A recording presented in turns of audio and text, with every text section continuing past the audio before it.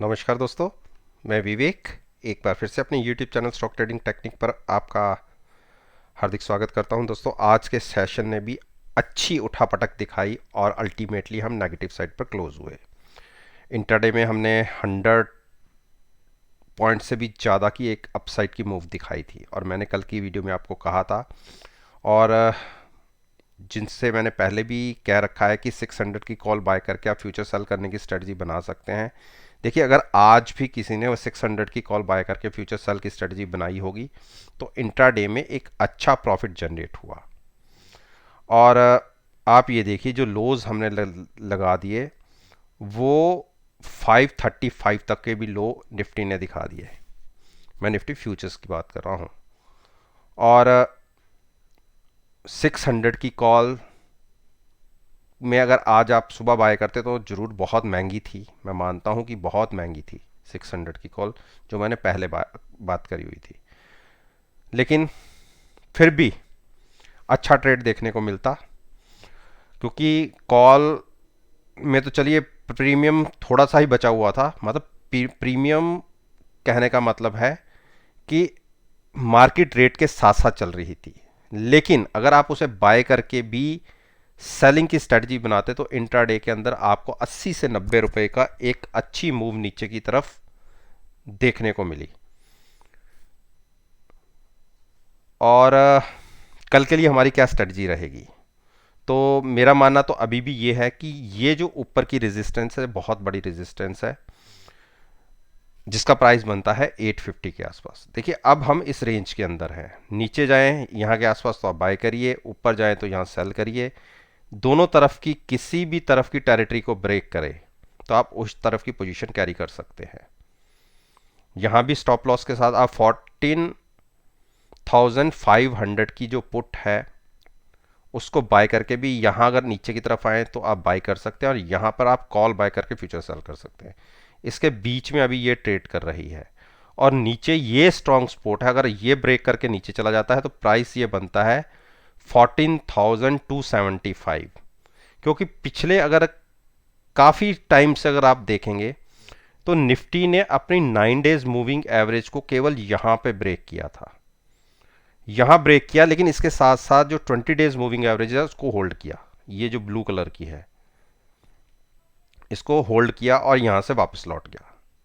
ऐसे ही एक दिन यहां पे भी हुआ, 9 दिन की मूविंग एवरेज ब्रेक की, यहां तक भी नहीं गिरे और यहीं से हम वापस लौट गए।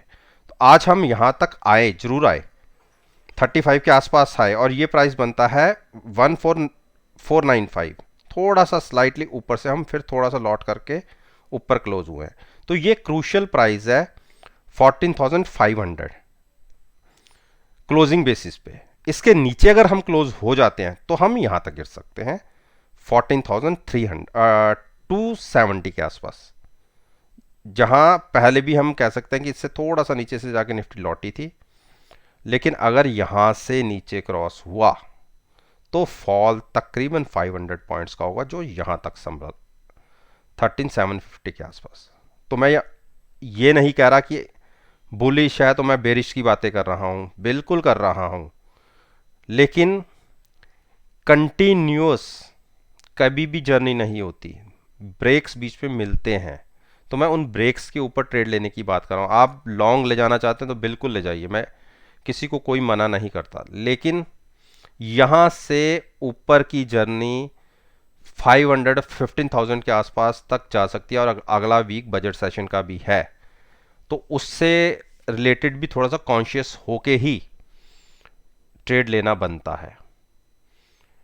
तो बिल्कुल स्टॉप लॉस होगा 14,490 का, जो कल के हिसाब से बनता है। अगर इसके आसपास प्राइस आए तो पुट बाय करके आप फ्यूचर बाय करने की स्ट्रेटजी ले सकते हैं, क्योंकि यहाँ से वापस लौटता है और यहाँ से नीचे गिरता है।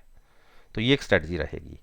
अब बात करते हैं हम बैंक निफ्टी। देखिए, बैंक निफ्टी ने यही 9 दिन की मूविंग एवरेज के ऊपर फिर से सपोर्ट लिया है। नीचे इंट्राडे में 20 डेज मूविंग एवरेज को होल्ड किया और 31900 के 890 के आसपास मैंने कहा था कि एक बार प्राइस यहाँ तक गिर सकते हैं। और क्योंकि क्लोजिंग बिल्कुल इसका अगर हम ऊपर गए तो फिर से इस टेरिटरी में आ जाएंगे। लेकिन अगर नीचे गिरे तो ये आखिरी सपोर्ट बनती है जहाँ से आज भी इसने वापस लौटा है 31890, यहाँ तक गिर सकता है। इसके नीचे तो फिर हम यहाँ पे सपोर्ट लेंगे। उस केस में फिर से मान लीजिए 700-800 पॉइंट का एक फॉल देखने को मिलेगा, जिसकी उम्मीद कम है। मुझे लगता है कि यहाँ पर हम एक बार संभल सकते हैं। वैसे तो अभी यही ब्रेक करना मुश्किल है, लेकिन फिर भी कोई पैनिक आया भी तो हम यहाँ संभल सकते हैं। तो वैसे अगर किसी ने इस टेरिटरी को प्ले करना है, क्योंकि बार बार नीचे गिरती है फिर हम इसमें आ जाते हैं, गिरती हैं फिर आ जाते हैं, तो आप यहाँ से देखिए इस टेरिटरी के अंदर ही हम प्ले कर रहे हैं, केवल यहाँ की एक गिरावट को छोड़ दीजिए। तो किसी ने अगर इस टेरिटरी को प्ले करना है तो बिल्कुल आप अच्छी जगह है, आप यहाँ पे बाय करके चल सकते हैं। पुट बाय करके फ्यूचर बाय कर लीजिए, वो भी स्ट्रेटजी अच्छी है। तो यहाँ से बाइंग की स्ट्रेटजी, यहाँ से सेल की स्ट्रेटजी। अगर मैं इसे थोड़ा सा एक्सटेंड कर दूँ ऊपर, उसके बाद प्राइस बनता है तकरीबन 33,250 के आसपास का। वहाँ से आप एक सेल की स्ट्रेटजी बना सकते हैं। अब बात करें रिलायंस। देखिए मार्केट मूवर इस टाइम रिलायंस है, और मैंने कल भी कहा था आप रिलायंस को बाय करिए 2120 के टारगेट ये बनेगा। देखिए यहीं पे आज ये स्टॉक रुका है, वहीं से गिरावट निफ्टी में ने तो दिखाई, लेकिन ये स्टॉक ने हल्की सी गिरावट दिखाई। देखिए कैसे 4 स्टेप्स के अंदर 1925 से जर्नी देखिए 2125 की, 200 पॉइंट्स की केवल 4 डेज के अंदर जर्नी। उसका मेन रीज़न था फाइनेंशियल सेक्टर को रोका हुआ है और इस स्टॉक को चला दिया और निफ्टी को मूव करा दिया। मुझे 2120 के ऊपर अगर क्लोजिंग मिलती है तो एक रेजिस्टेंस देखने को मिलेगी 2180 की। यहाँ स्टॉक जाके थक जाएगा, थोड़ा सा थकावट लेगा, कंसोलिडेट करेगा, फिर आगे की जर्नी तय करेगा।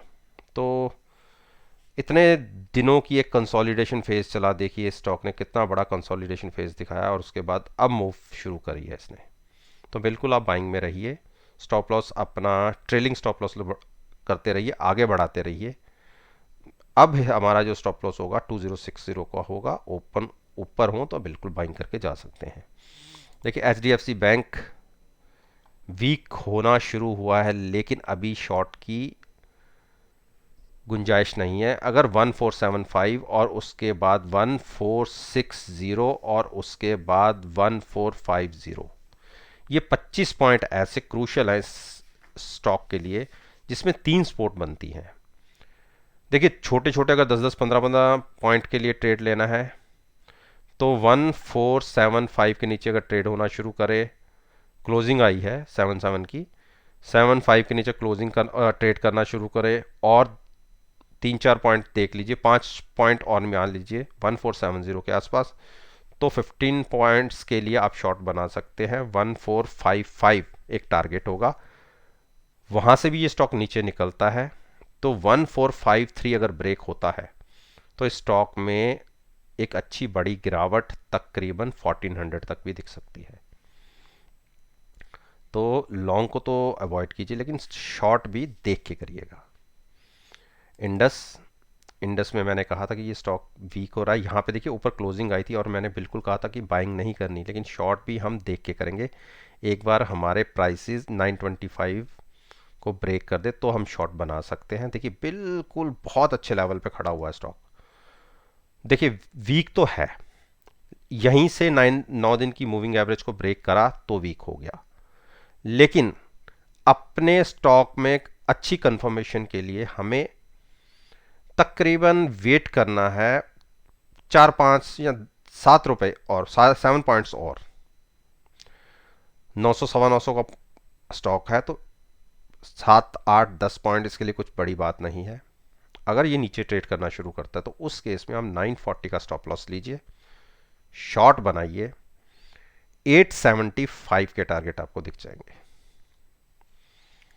एचडीएफसी, देखिए एचडीएफसी मैंने कहा था कि जब तक इसके ऊपर क्लोजिंग नहीं देती, देखिए ये क्लोजिंग इसके ऊपर आई थी और यहाँ तक गया, और मैंने कहा है कि अगर इसके ऊपर क्लोज हो जाए तो ये क्लोज हमें मिला इसके ऊपर तो बिल्कुल आज सुबह बाइंग बनती थी।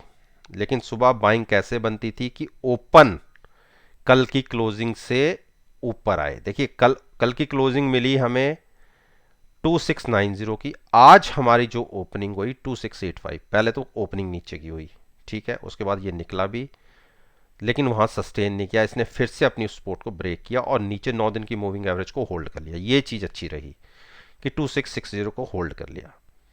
अब वेट एंड वॉच की स्ट्रेटजी रखिए। अगर ये प्राइस कल के दिन के लिए बनता है 2690 का, अगर राउंड ऑफ में माने तो 2700 का प्राइस मान लीजिए, अगर 2700 के ऊपर ट्रेड करना शुरू करता है और आधा घंटा उस तक बना रहता है, तो 2700 की आप पुट बाय करिए और साथ में फ्यूचर बाय करिए। 2800 तक के टारगेट्स आपको देखने को मिल जाएंगे। रिस्क आपका उतना ही है जो पुट आप बाय करेंगे। रिस्क रिवॉर्ड रेशो बहुत अच्छी है। रिस्क आपको पता है कि आपका कितना है, रिवार्ड आपको नहीं पता कि आपको कितना मिल सकता है, तो उस स्ट्रेटजी को आप फॉलो कर सकते हैं। कोटक महिंद्रा बैंक, कोटक महिंद्रा बैंक ने आज नीचे से एक अच्छी मूव दिखाई थी, लेकिन बार बार देखिए स्पोर्ट, आज ये तीसरा दिन है जिसने फिर से इसने 1845 या 1850 की सपोर्ट को होल्ड किया। 1 2 3 नीचे तक आया, यहां संभल गया। तो ये सपोर्ट बहुत ज़बरदस्त काम कर रही है। पता नहीं क्यों मेरे को लगता है कि एक बार ये सपोर्ट ब्रेक हो सकती है। अगर ये ब्रेक हुई तो 1775 के भी टारगेट्स देख सकते हैं। 75 पॉइंट्स का एक डिप देखने को मिल सकता है। फेयर तरीके से अगर आपको एक लंबे नजरिए के लिए बाई करना हो तो वो प्राइस बनता है 1940 का।